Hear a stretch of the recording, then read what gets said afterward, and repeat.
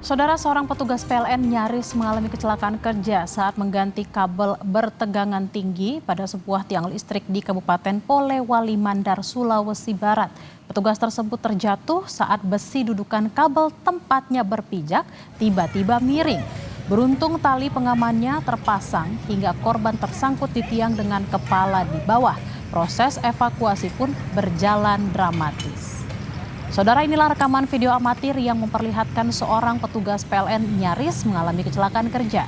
Saat itu korban sedang mengganti kabel jaringan listrik bertegangan tinggi di Kabupaten Polewali Mandar. Korban berteriak minta tolong saat kakinya tersangkut besi penyangga kabel dengan posisi kepala di bawah. Beruntung petugas PLN tersebut menggunakan tali pengaman hingga tidak terjatuh ke tanah. Sejumlah rekannya pun dengan sigap naik menolong. Korban pun selamat tanpa luka.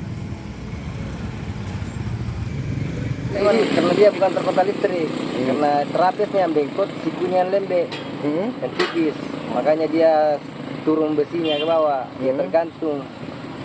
Dia setengah mati orang das karena dia terikat di perut begitu. Ya, kayak kita naik lepas. Oh, berarti dia tadi nyangkut, Pak? Ya, nyangkut saja, kan dia safety. Safety-nya semua terpasang, mulai dari belakang sampai depan. Dia terikat di perut.